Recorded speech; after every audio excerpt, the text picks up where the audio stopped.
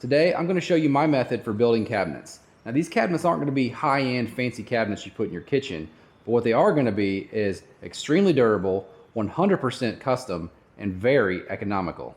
Having needed a ton of cabinetry for our new home, I decided to make a lot of it myself in places other than the kitchen, and I've been using 3/4 inch plywood for all my builds. I'm only going to be building one cabinet in this video today. This cabinet's going to live above the power washer setup in my garage that I just recently did a video on. Wanted a nice place to hold all the car washing materials. But I do have about 9 other cabinets up in my garage, painted, ready to go. I'll show you guys those here in a little bit. I've already got my cut list right here, so we're gonna get busy. I mentioned economical. I don't know if you guys have priced cabinets before, but they are not cheap. So if you go to Lowe's or Home Depot and just buy a utility cabinet painted white, you're looking at $240, $250 for a 30-inch cabinet. Probably only 2.5, 2 feet wide. We're gonna jump into cutting this here real soon. One thing I want to show you, if you haven't seen it before, I do not have a track saw, but about a year or two ago when I started this process of making all these cabinets, made myself this jig, if you will, basically a long straight edge to use my circular saw on. Way cheaper than a track saw. It's proved to be really awesome. I'll link the video down below. And it's 8 feet long. There's no need to go out and buy all the extra tracks for a track saw. So again, that video is down below if you want to see how this works. I'm just going to get to it.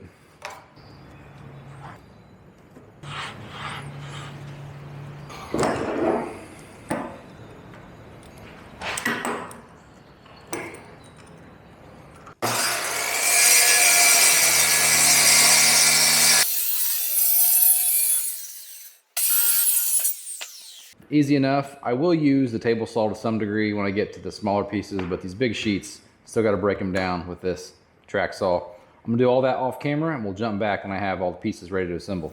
Okay, so I've got all my pieces cut sitting over here. I gotta say, I am so grateful to have this barn. The amount of sawdust that ripping plywood throws. I used to do this in my garage. My wife hated it, as did I, all over the kids' stuff, the toys, etc. Got my pieces all here. Now we're gonna fashion these up. Quick note, if you're gonna do this, make sure you label your pieces. So I just mark these TB. This is a shelf. Yeah, just a little bit of marking goes a long way when you're trying to go put these back together. It's a side. Terrible handwriting.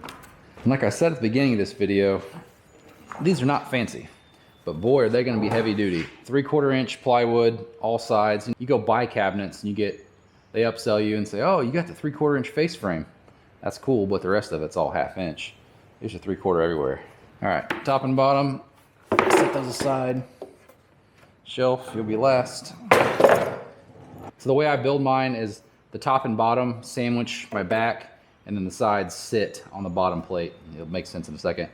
And while I do have clamps here, I'm not one to clamp these and let them sit forever. I go overkill with the brad nailing. Overkill kind of being my middle name. But I buy my brads from Harbor Freight. Dirt cheap, and this DeWalt cordless 18 gauge nailer, fantastic. I've shot almost 10,000 brads with this thing. I'm not kidding. Once I finish that box, it'll be at least 10,000.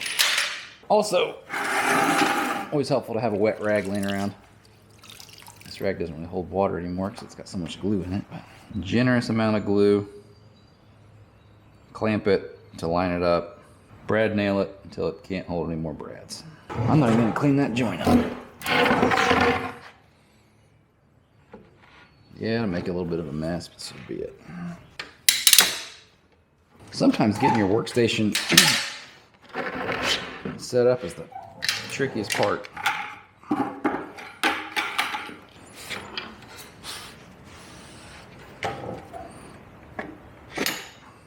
This end piece has a bit of a bow in it, so that'll be fun. Have to clamp it back in. And then we just go to town, as they say. Someone's gonna say, Adam, that is way too many brads. Yeah, I know. Isn't it awesome?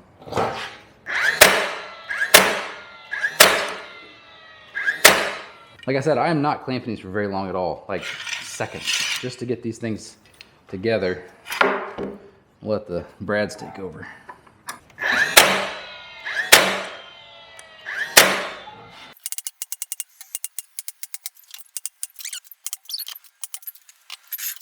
All right, as far as I'm concerned, that joint is done. Obviously, I don't want to stress it right away. Let the glue set. And I didn't crank so hard that all the glue came out of there. Clean the joint up a little bit. All right, on the other side. All right, I'm gonna keep rolling on this. Again, I'm gonna attach this side, then you just set the top on, flip it over, set the bottom on, we'll stick our shelf in. Maybe I'll stop and show you the shelf. When I do my shelves, I don't do any cleats. Like, I don't set a cleat in here and set the thing on. I take a square and make lines that follow, so I have a nailing line in the back. A little more seamless that way.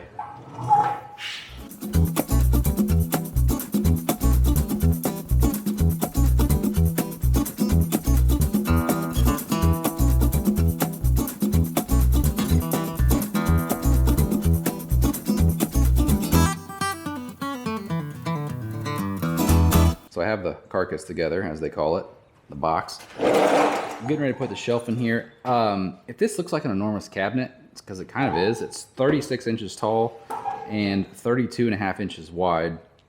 Why the odd dimension? Well, it fits the wall right above my power washer. Again, like I said, custom, you can't beat that. And I'm only gonna put one shelf in this cabinet, dead in the middle, so I'll have like a 16-inch space above and below. Seems like more shelves might be better, but it's all about intended use. Let me throw the shelf in real quick and then I'll show you why. And again, I got a line here around the outside for shooting. Forgot that I usually add glue lines. I'm gonna stick glue right along that line there in the middle I just made. So back of the shelf. Actually, I'm just gonna glue in here. It'll be just fine. No shortage of glue and brads in this one. Or really any of them that I build. I did test fit this first to make sure it was gonna fit. In here just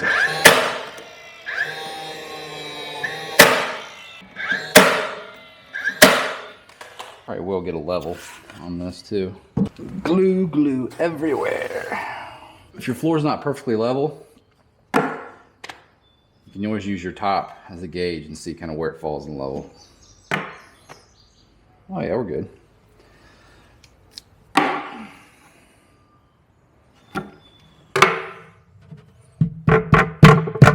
That's what I thought. Let's go for it. So far, so good. I mean, almost done, but haven't really missed my line, which is good. Gotta remember we're shooting above the line.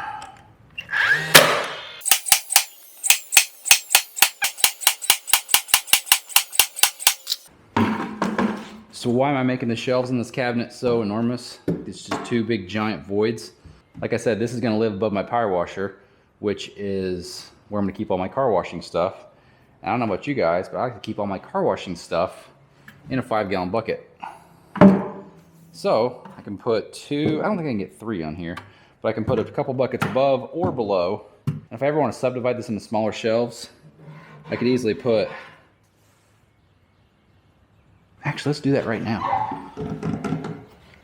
Yeah, let's do that. I'm gonna rip a couple pieces, stick them in here on the sides, so that this can be modular, so I could slide a shelf in if I want to up top or bottom.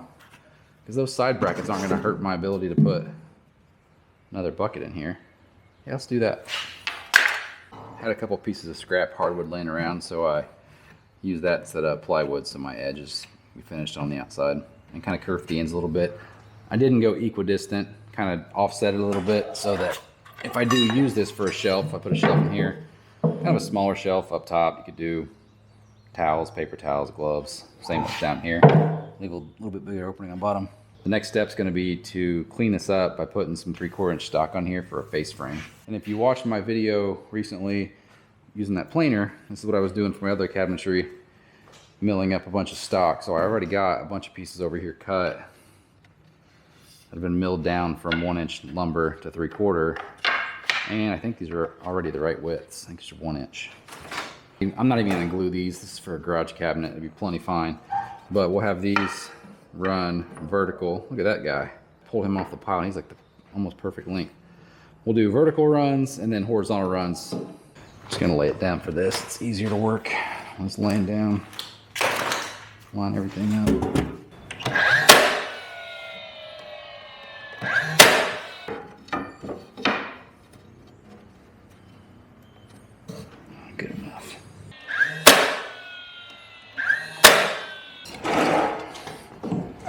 When you can, it's just easier to scribe than to measure. Mark this with a 1. I like that. Nice snug fit. That might be too snug. Alright, good up top.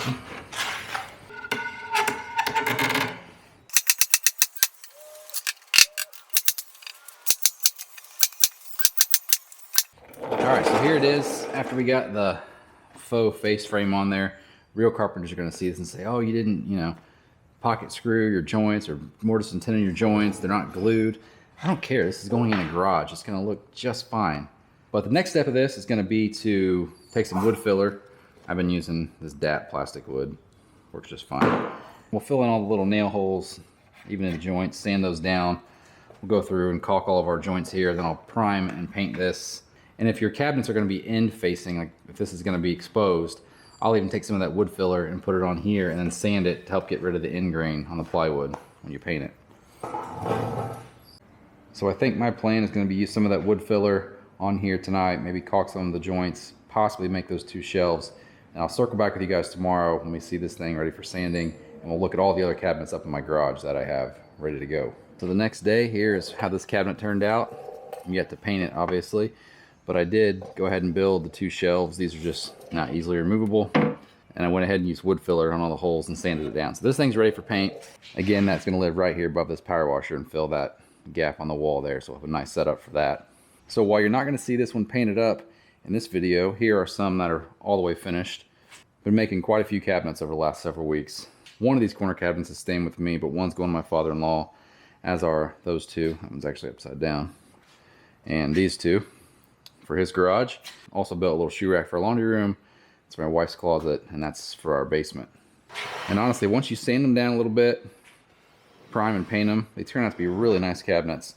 And I didn't spray these, I just rolled them. I didn't want the spray kind of flying back in my face when I'm spraying those cubbies. So a little slower, but still works. So we talked about it earlier, but being made out of 3/4 inch plywood, these things are very sturdy, and obviously you can customize them any way you want. But let's talk about the economics first.